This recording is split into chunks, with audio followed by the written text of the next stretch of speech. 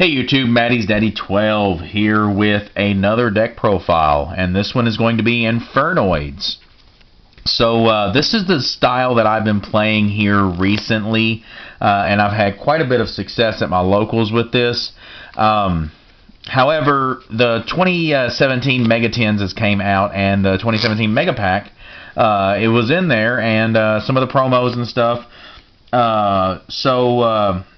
Infernoids are going to be changing just a little bit. I'm running just a kind of a straightforward, just kind of a beat up, Infernoid, kind of more old Infernoids than anything else. I'm not running Imagination in this. However, with the new Elder Entity Nest, Imagination becomes a little bit better. So I'm going to be putting together an Imagination build also to show you guys. So in the next few days, you're going to be seeing all kinds of Infernoid deck profiles because you're going to see that. And then I'm also going to put together a Zodiac build since Barrage is now out in the Mega Pack and these are cheap again. So, well, again, cheap. So, yeah, I'm going to be putting together those decks here real soon. And you'll be seeing deck profiles of those also. But for right now, we're going to be going with what I've been playing here recently. So, Double Anunsu. This is the big guy. He destroys all monsters on the field, and I contribute a monster on the field to negate a spell or trap and banish it. Double Deviati. This is banish 3 monsters, summon it, destroys all spells and traps on the field, and I contribute a monster to negate a monster's effect and banish the monster. One Infernoid in Tundle. Tundle is a double attacker. I really just run it just because it's big. Banish 2, summon, or banish 2 to summon him, and then if he destroys a monster by battle, he gets to attack again. Also, I contribute him and any of the other banish 2 monsters. I contribute a monster on my field to banish a monster from their, or banish a card in their graveyard. Double Seismus, and this is a quick effect too, so that's pretty cool. Double Seismus, when it's involved in battle, I get to banish a card at the end of the battle phase. Sidejet is really in here just for the Void plays, the Void Feast plays. However, if you do declare an attack with this guy, you get to banish a monster from your opponent's extra deck. They get to choose, but you still get to banish a monster from their extra deck. These guys you have to banish 2 to summon. These guys you have to banish 3. Now for the guys you only have to banish 1.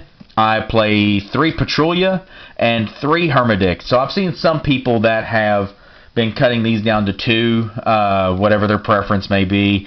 I personally still like 3 because running Decatron, if you dump Patrulia, Decatron becomes a 5, and then you can summon the Hermedic from your hand and synchro for 8. Or if you're holding a Patrulia, you dump Hermedic, summon Patrulia, and then he becomes a 4, so you go Decatron and Patrulia for a level 8 or a rank 4 play. So I still run 3 of each because I really like being able to see an Omega opening turn. This can give up its battle to destroy a spell or trap. This can give up its battle to destroy a monster.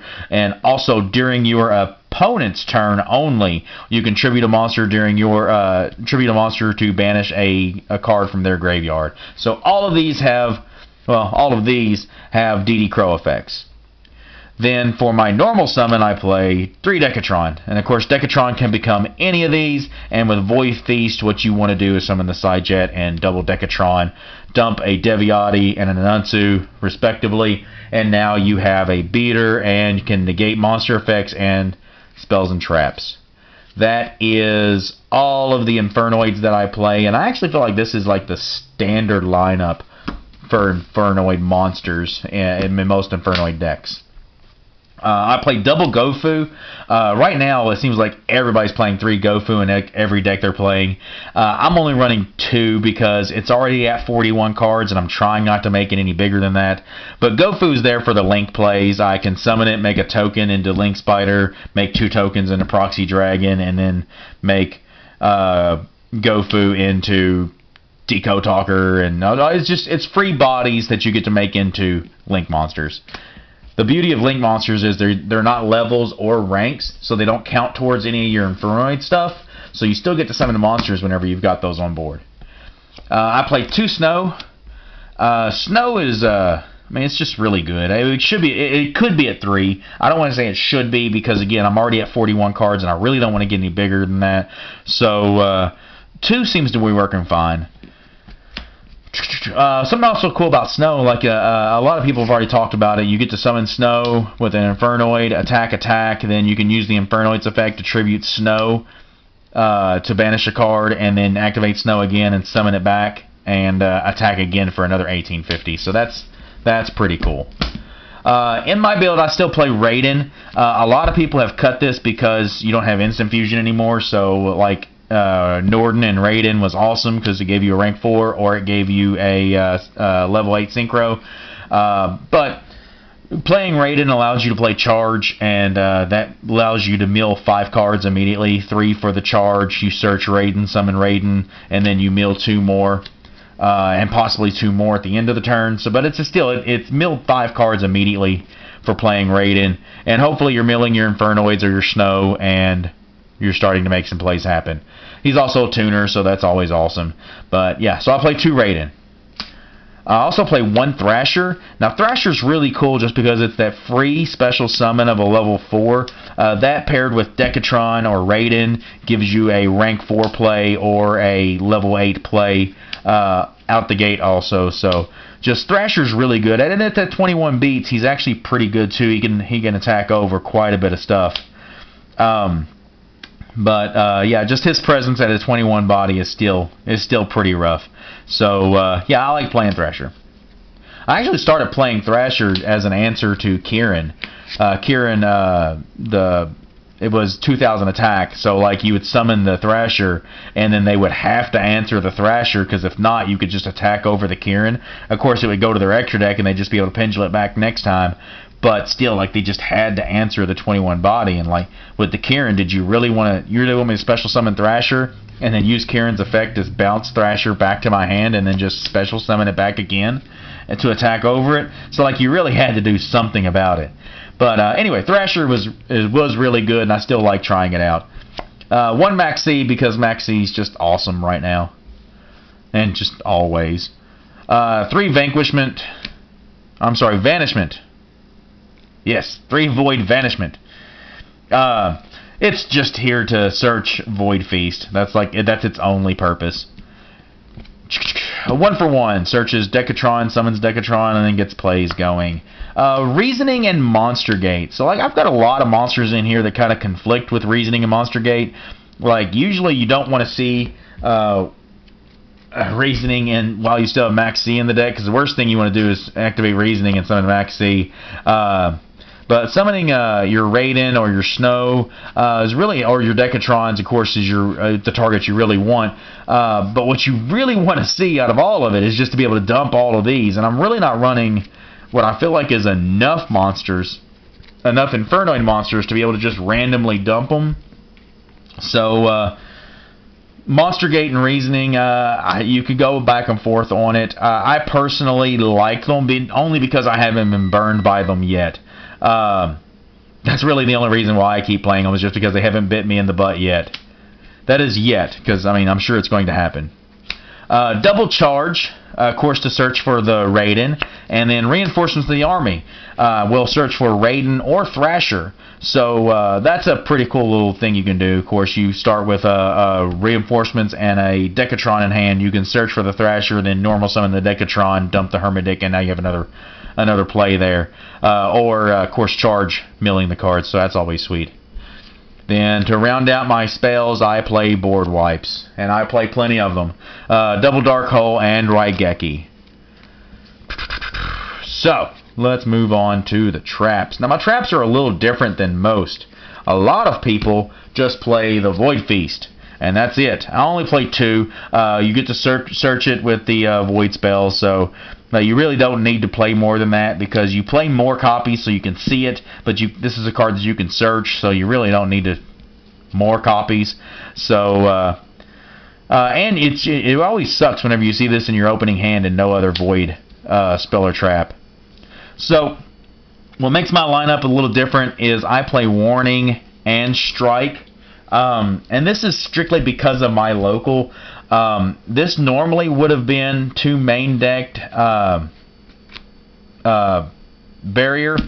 dimensional barriers. I decide to go with Warning and Strike instead, only because of my locals. Like, Barrier is just not very good in my locals. The guys aren't playing stuff that Barrier really hurts. I do side deck the 2 barriers, so Barrier is there if I happen to run into somebody playing Zodiac, but not a whole lot of Zoo decks running around my area right now, so Warning and Strike are better just because of that.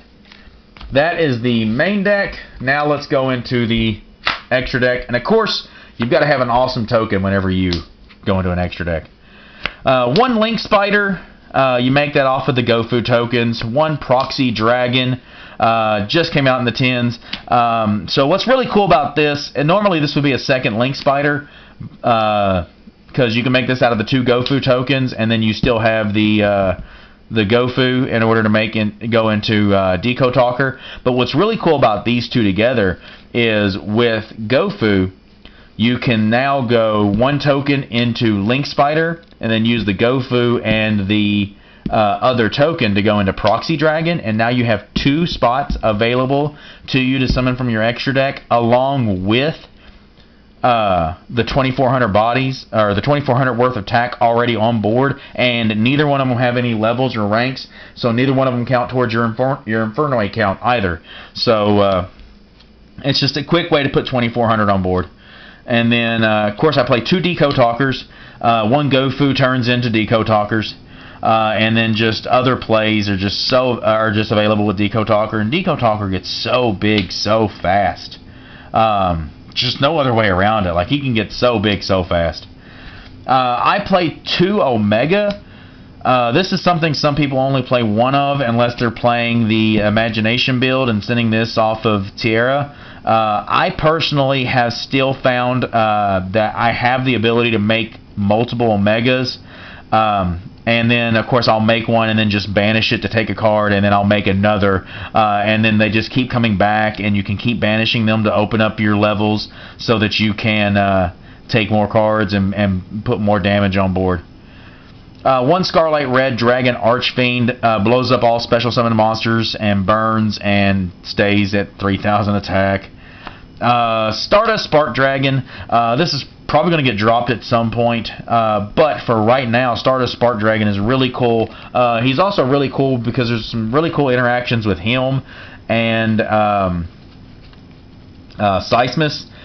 In situations where you've got a really big monster that you can't get over, Seismus effect does not target, so what you can do is you can Spark Dragon, protect Seismus with Spark Dragon because he would normally die in other situations attacking a bigger monster, and then at the end of the battle phase, Seismus will banish the monster. So there are some really cool interactions with Spark Dragon, but seeing a lot less of those. This was really, really cool whenever you had Cosmos were still a thing, and could possibly become a thing again. I have a Black Rose Dragon signed by Erica Schroeder, the voice of Akiza, I believe. I don't know. I don't remember the girl's name. The character's name. I remember Erica Schroeder. Black Rose Moonlight Dragon.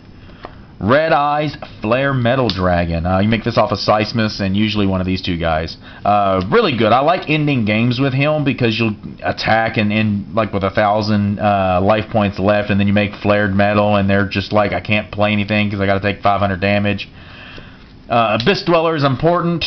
Castell is not as much, but still makes the list. Daigusto Emerald is actually rather important because you get to put Decatrons back to keep your Void Feasts alive. You also get to put your Proxy Dragon and your Link Spiders back in so you can keep your GoFus and your Deco Talkers alive. You put Raidens and Thrashers back in to keep your Charges and Reinforcements of the Army still alive. So Emerald is actually a lot more important than what some people may think. And then of course the Minerva, because it's essentially a Dante. It's a rank 4 Dante. You summon it and then you mill 3. So like, yeah, that's what it does. I mean, it does other things, but like that's what it does. So yeah, there you go, guys. That is my extra deck. So If you guys are trying anything else like this out, please make sure you message me or hit me up on Facebook. You'll find a link to my Facebook page in the description. Make sure you hit me up on Facebook. I want to see some of your builds. So, there you go, guys. I appreciate it. Subscribe, comment down below, and let me get through here. You guys see this one more time. Oh, how'd that sneak in there? So we're subscribing and we're commenting down below. And then last but not least, you guys are going to show us how much you love us as I throw my cards across the table.